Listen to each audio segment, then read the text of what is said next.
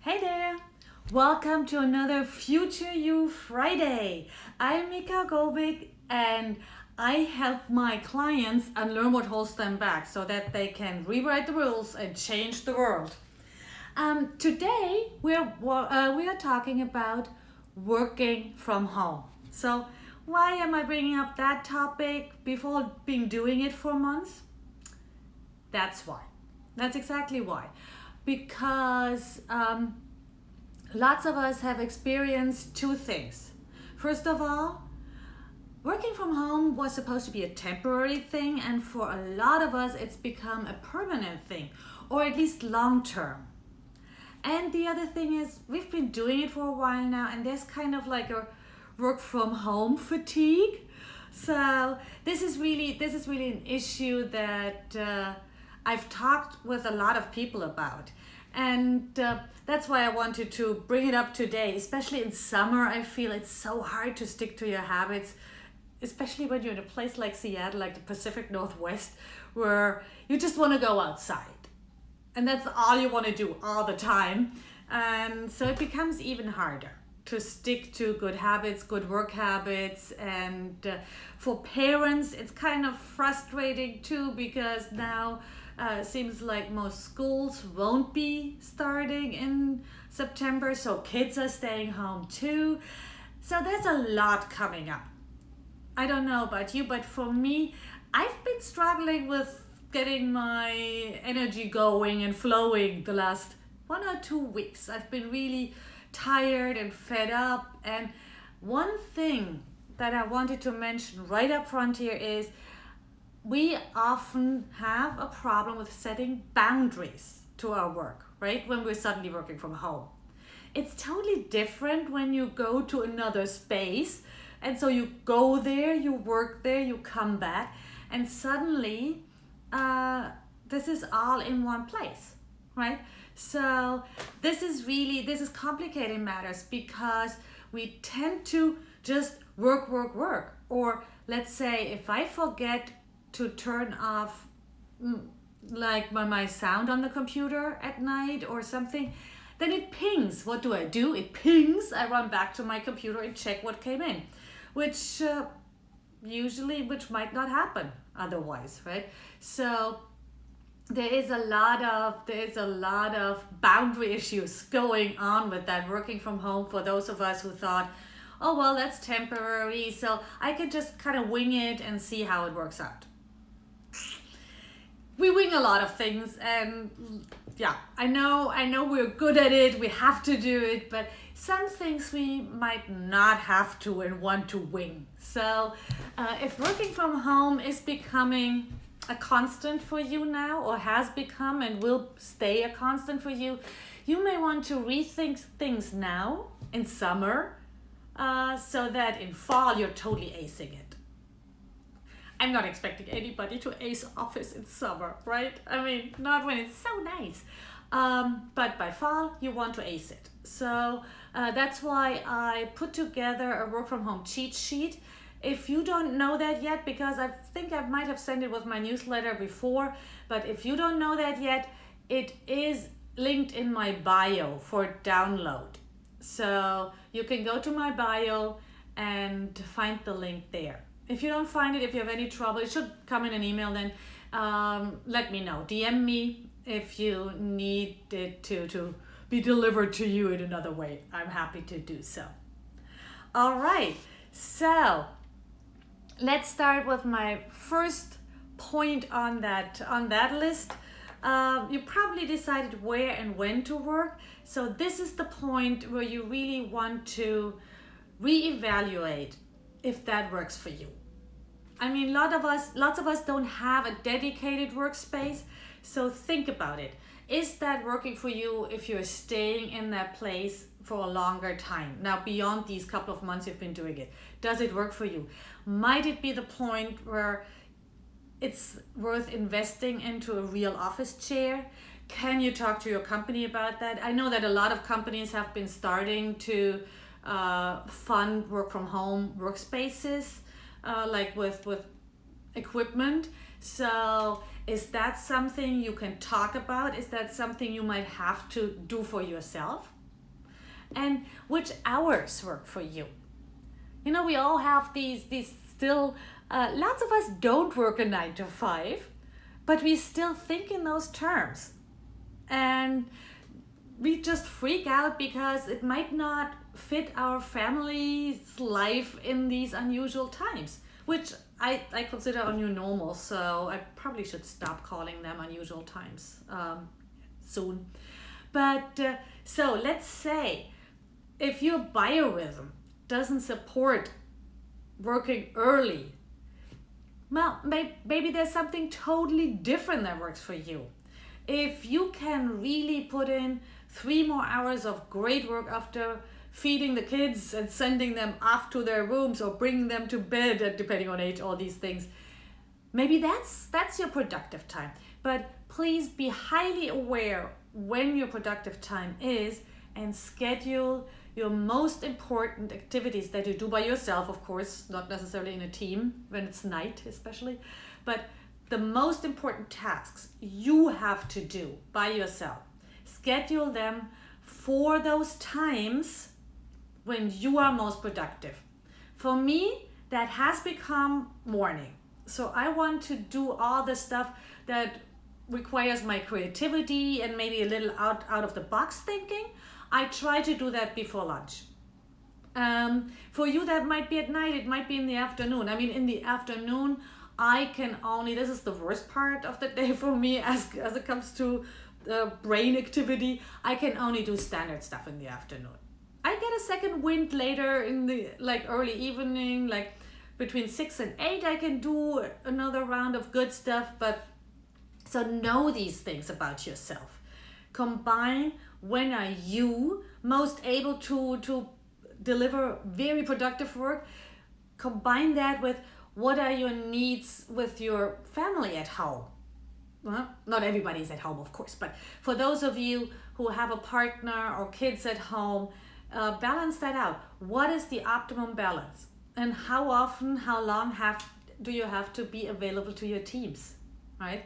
So strike that balance and write it down. Seriously, we can do pretty much anything when we remember it. But if we don't write it down on a schedule, things tend to slip through. No?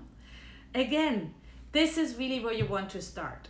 Optimize your workplace, optimize your work times. You have data now. This is the difference. Now we have data, right? We have a couple months of data. Now we can actually prep us for going forward by using that data. Analyze it. And same for distractions and obstacles. What's coming up, right?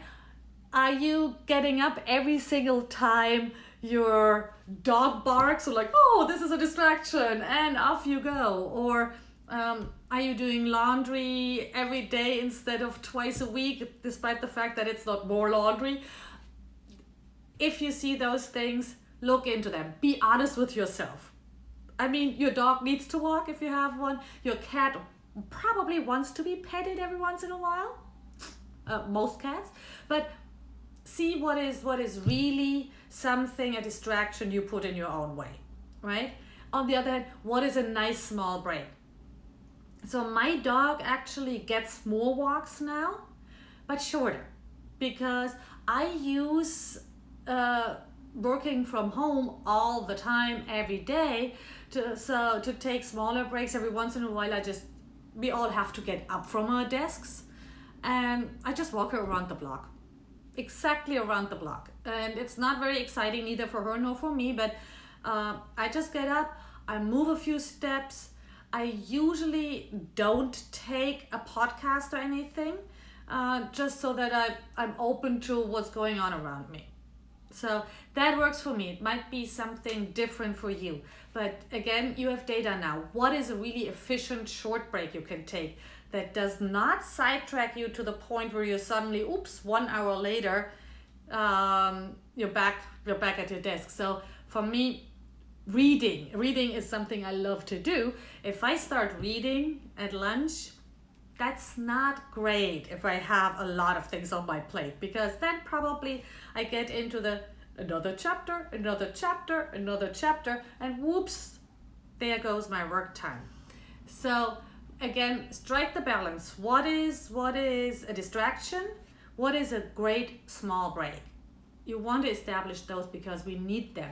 And many of us have gained weight because we move less. So extra points if you can find a small break that makes you move a little. Like if you have a dog, your dog is probably fine with being walked around the block 5 times. Most dogs are, as long as they are still active enough. So try it out. Then another important point on my list here: the rules for phones, social media, and the news. I am not very proud of it, but I am really trying to stay away from the news a lot these days. So I really limit. I'm on a low information diet. I really limit what I see. I have subscribed to 2 newsletters, and that's it. I don't check news on the web at all right now. And then that means that sometimes I find out much later than other people about something that's been happening, but oh well. I mean, it's usually nothing that depends on my presence or my knowing of it right that moment. Breaking news. I mean, yes, do I need to know that right now? It's usually still horrible or great or important or whatever a couple of hours later when I see it. So that's what I'm doing. Also, I have increased my rules when it comes to Netflix and social media and so on. So something I do is I don't watch any shows in the summer. This is because I know me. When I find a good show, I want to watch it all immediately, right? I want to binge watch it, or then I sit in front of the TV every night or something. So I have to be very careful about that. So that's why I have the clear rule. For me, moderation is hard. I'm more like all in or all out. So for me, for the summer, I'm all out. No shows. I might watch the occasional movie with my husband if he suggests one that I'm interested in, but that's it.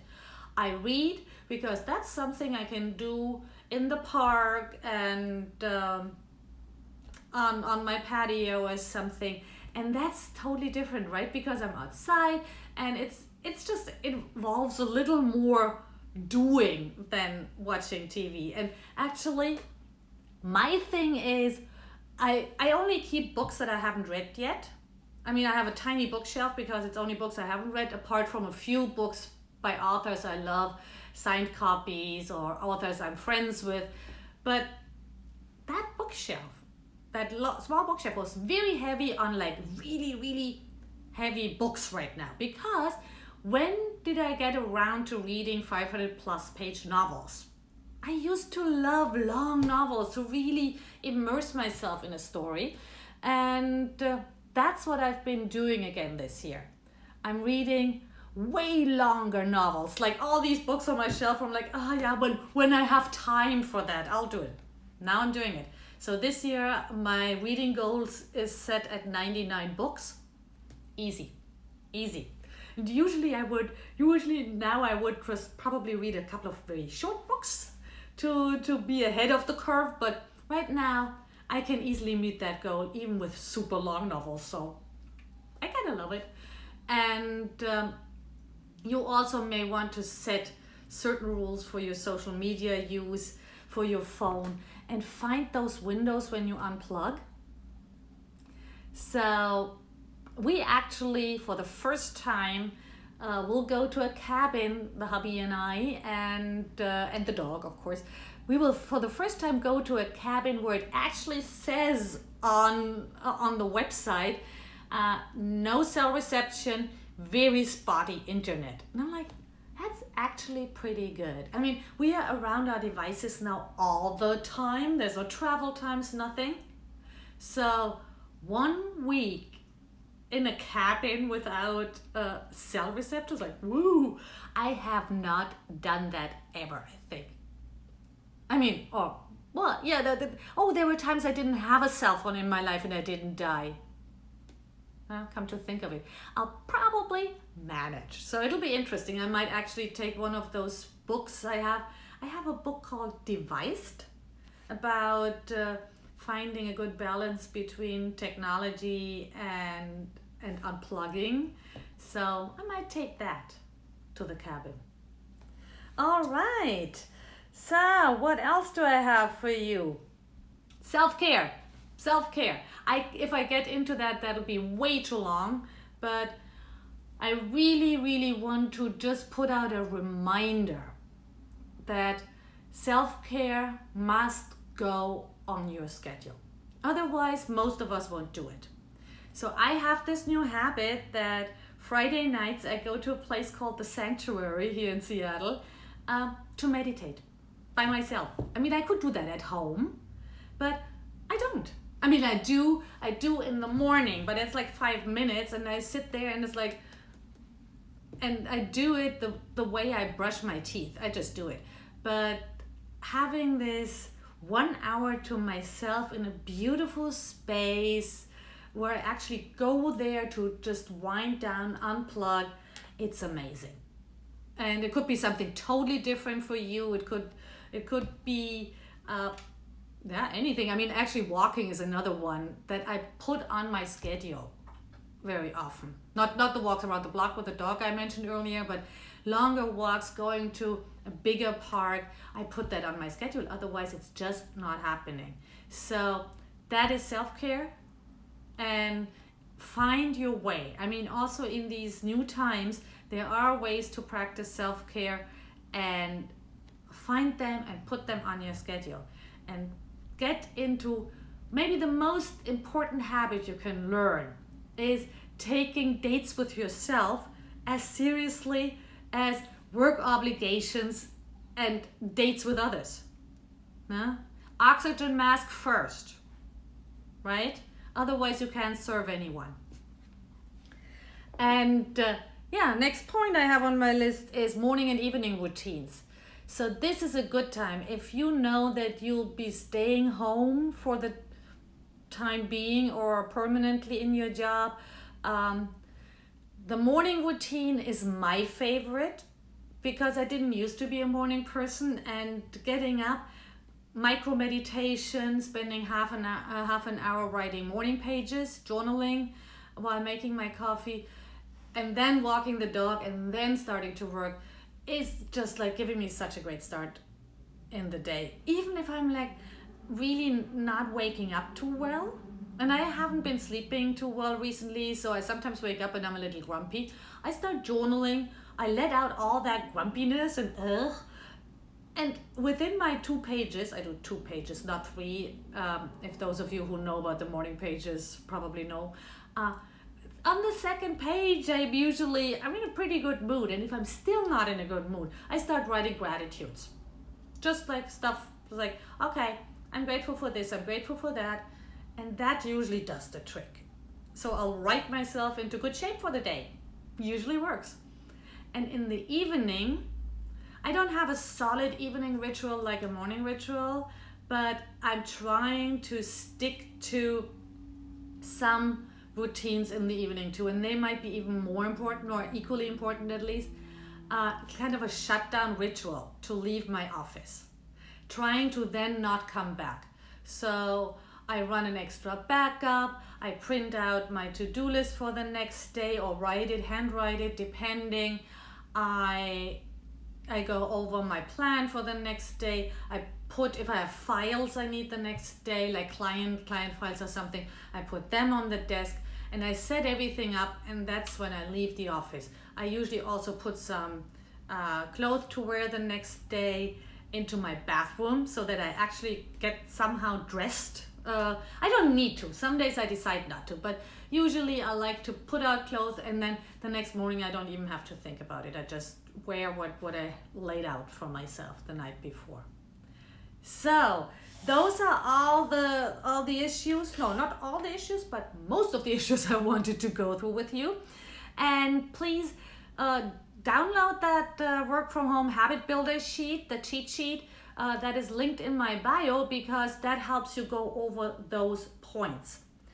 And I wanted to mention two more things. One is our connection to others. So Zoom fatigue is a thing. Zoom fatigue is a thing. Please don't underestimate that if you, let's say, are an introvert, Zooming with other people all the time may take as much of your energy as it does when you meet people in person. It might be more comfortable to you because you're in the safety of your own home, and that is fabulous. But listen to your body, right? And when it's about teamwork, if you have a team that often usually has the water cooler chats, right? Or maybe goes to happy hour every once in a while, make sure that you do that too now that you all work remotely. Yeah?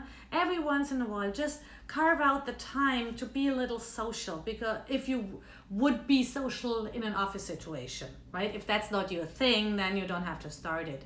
But that might make you feel better about those situations and give you a little more personal connection to people. And what I do is I make my plan for the next week on Fridays. Actually, I did it right before I went online. I made my list for next week. And when I have all my appointments that are already fixed on there, and my coaching sessions and all these things, then I see how my days look, and I strategically place a couple of private connection time slots in there, right? I make my dates with myself, and I put on time to connect with others. So let's say Wednesday afternoon is all free, and then I'll try to find someone to either hop on Zoom with or actually take a walk together. When I know, I'll probably, if all my afternoon is free, I'll be done with work probably by 4 or 5 o'clock, and then I try to meet someone to get outside or hop on a call. So that is what I have one more thing I wanted to share. Motivation. I often hear that motivation is getting tricky now because it's been dragging on and there's still a lot of bad things happening, and yes, that's all true. But one last thing about motivation. I personally think motivation is totally overrated. I have an entire video where I rant about motivation being overrated and a luxury problem. I strongly believe that. So I never wait for motivation. What I try to do is listen carefully to my body if I'm just very exhausted. If that's the reason why I don't want to work, because I'm so exhausted. Or if it's just some I'm not into this. And we all have to do these things we're not really into, right? So if it's the first one that I'm actually very exhausted, that's a different matter. Then self-care has to kick in, which I'm actually doing next weekend because I am pretty tired from working so much. So I'm going away for a few days next week. That's why Future You Friday will not take place next week. The next one is in 2 weeks because I'm going away on a little girls' weekend cabin. And but if it's not because you're so overworked or so exhausted from not taking enough breaks, if it's really just because you're like, this is a standard task, I don't want to do it. If that's the cause, override it. Override it. Simple as that. Pragmatic, right? So you don't need motivation to do your tasks. It's absolutely not necessary, right? If your survival or the survival of your loved ones depended on you doing that task, would you do it? Sure you would. You can. I mean, you don't need motivation to do it. So that's why I said it's a luxury problem. Waiting for motivation is a lame excuse. So there are tips that make it easier. First of all, again, as I said earlier, stick to the dates you have with yourself. And if you say, I'm going to do this job tomorrow morning, well, maybe not tomorrow, it's Saturday, but I'm going to do this job Tuesday morning between 9 and 11. Do it. Just do it. Don't get into that. Should I? Can I? Yeah, those two sides. Stop that. You don't have to listen to your brain when your brain starts telling you, oh, maybe I don't want to. I'm not motivated. Ignore. That's just the drama queen in your head. That's all. You can just sit down and do it. And time blocking.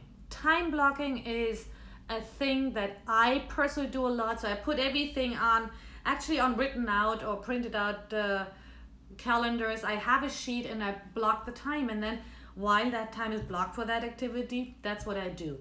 The last tip I have for that is for activities I really have a hard time getting myself around to doing. I do them once a week when I co-work with a friend. They're 2 hours, and I tell her before what I'm going to do, and we check in on the hour, and then after 2 hours. And that's brilliant, because I have to tell her afterwards, oh, I need something else instead. No, I don't want to do that. So I tell her, okay, I'm doing this unpleasant thing. And after an hour, I say, yeah, I'm half through. And after 2 hours, I've done a lot of it. So that's what I can recommend. Find yourself a co-working buddy, maybe from your team, from the office, or someone who does something totally different, right? And then we jump on Zoom and we talk very briefly. We don't chat. We really talk about what are you doing, what am I doing? And then we mute ourselves, work, check in on the hour, and then mute ourselves again, work, and check in again. And then after our 2 hours, we may chat a little if there's time. So this is all I have for you today. I hope this is helpful. I will of course put this video up on IGTV again, of course, so that you can go back to it. And don't forget to download your work from home cheat sheet that will stay in my bio for a while. If you can't find it or something, just DM me and I'll get that to you. It's definitely there for you. And if I can help you with anything else, let's jump on a free discovery call. You'll find that on my website when you go to gobigcoaching.com, and there's availability, and there you can schedule a free 1-hour discovery call, and we can see how I can help you. Or send me a DM, and stay tuned because I am putting out more information about my new group coaching experience, the Go Big Accelerator, in the next couple of weeks. The waitlist is already open, so if you want to find out more, sign up there and I'll send you the information. All right, but for now, have a great weekend. Bye bye, loves.